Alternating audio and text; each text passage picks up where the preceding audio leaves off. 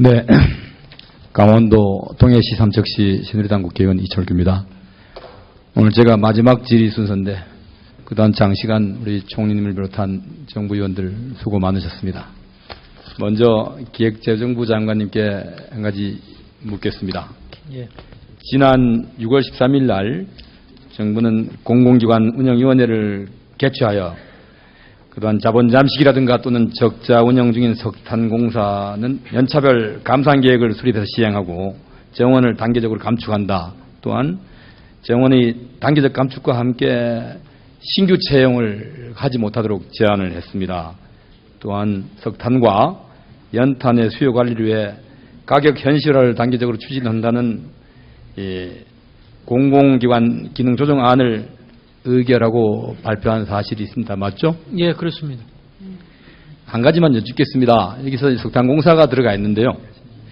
석탄공사가 상당하게 적자를 안고 자본 잠식 상태에 빠져 있습니다. 이 석탄공사가 이 경영을 부실하게 해가지고 그동안 이 부실에 빠진 겁니까? 아니면 정부의 이 에너지 정책 때문에 이렇게 이 부실에 빠지게 된 것이라고 생각하십니까? 특별히 이 석탄공사가 경영 부실을 했다는 증거는 없습니다. 근데 그 에너지 정책이라는 것도 물론 그런 부분이 있겠습니다. 연탄 가격을 우리가 통제를 좀 해서 그런 부분이 있는데 이것을 이제 단계적 현실화하게 하겠습니다. 현실화하는 것이 이번 계획에 들어있습니다만은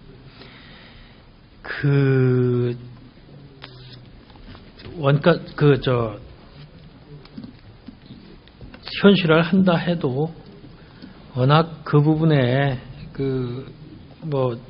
생산 단가 문제로 봐서는 상당히 어려운 부분이 있지 않나 이렇게 판단을 합니다. 네, 알겠습니다. 그러면 총리님께 또 한 가지 여쭙겠습니다.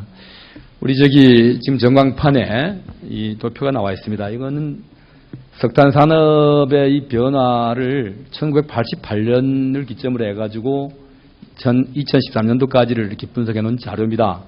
우리 석탄 산업 합리화 이 사업이 89년도에 시작이 됐습니다. 시작 전에 우리 대한민국에는 347개 탄광에서 62,259명의 근로자가 연간 2,429만 톤의 석탄을 생산 공급하면서 우리 대한민국의 산업화 시대에 이 에너지의 상당 부분을 이렇게 공급하는 이런 역할을 수행해 왔습니다.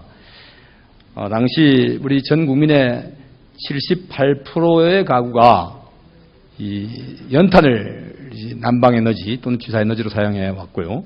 그 다음 우리 산업에 필요한 전체 에너지의 약 20% 채 안 됩니다만은 18.9%를 이 석탄이 감당해왔던 사실은 부인할 수 없는 사실입니다. 우리 총리님께서도 당시 자택에서 연탄을 난방 연료로 사용하시면서 생활하셨죠? 네, 그렇게 생활했습니다. 네, 아마 모든 가구들이 연탄을 난방의 주연료로 사용하고 생활해온 것으로 알고 있습니다. 이는 60년대 우리 국가경제개발 5개년 계획에서 이 석탄을 주 에너지로 하고 석유를 이 부차적 에너지로 하는 주탄 종유의 정책을 추진해왔기 때문입니다. 당시 많은 젊은이들이 광부라는 이름으로 지하 갱도 막장에서 목숨을 걸면서 가족의 행복과 국가 발전을 위해 몸바쳐 왔습니다. 이 통계에 보면은 81년 이전에는 통계조차도 지금 없습니다.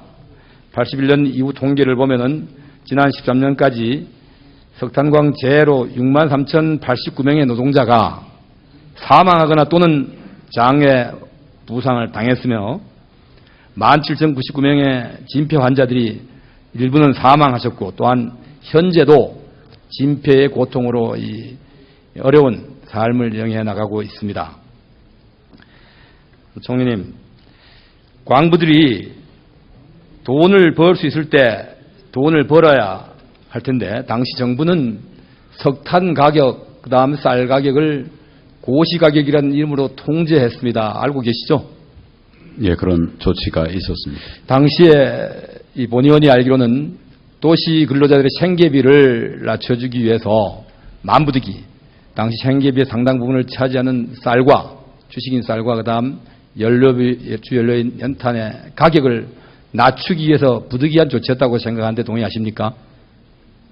그 당시의 경제 정책에 대해서 제가 상세하게 알 수는 없습니다만 어느 한 가지 팩터를 가지고 그 한 가지 원인을 가지고 다른 대책들을 모두를 그래 진행했던 것은 아니지 않느냐. 종합적인 여러 가지 검토가 있었고 그중에 중요한 부분도 지금 의원님 말씀하신 것이 들어가 있지 않느냐 이런 생각을 합니다. 네. 탄광 지역 주민들 또한 광부들과 함께 우리 대한민국의 경제 발전의 한 축으로 고통을 인내해 온 것은 사실입니다. 총리님, 안도현 시인은 너에게 묻는다라는 시에서 연탄재 함부로 발로 차지 마라. 너는 누구에게 한 번이라도 뜨거운 사람이었느냐 하고 우리에게 묻고 있습니다. 연탄은 자신을 불태워 타인에게 행복을 전합니다. 폐광지역 주민들의 삶도 그리하였습니다. 이제 우리 대한민국이 세계에서 주목하는 경제대국으로 발돋움을 했습니다. 이 과정에 당시 우리 에너지의 상당 부분을 감당하던 이 폐광지역의 광부들의 막장 생활도 상당 부분 기여한 것이 사실이라고 인정하시겠습니까?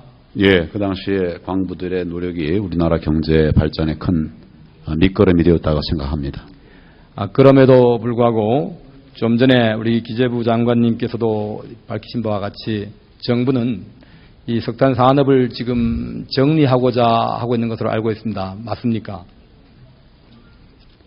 발전시키기 위한 노력을 하고 있고 과거에 이제 그런 많은 기여를 하신 부분들에 대해서 저희가 잊지 않습니다만은 앞으로의 이제 미래의 경제 현안을 대처하기 위해서 또 우리 국가가 지속 발전하기 위해서 어떤 산업을 어떻게 키울 것이냐 하는 것은 또 다른 문제라고 생각을 합니다. 네, 총리님, 본의원도 우리 경쟁력 없는 산업을 무한정 정부가 재정을 투입해서 끌고 가달라고 요구하지 않겠습니다.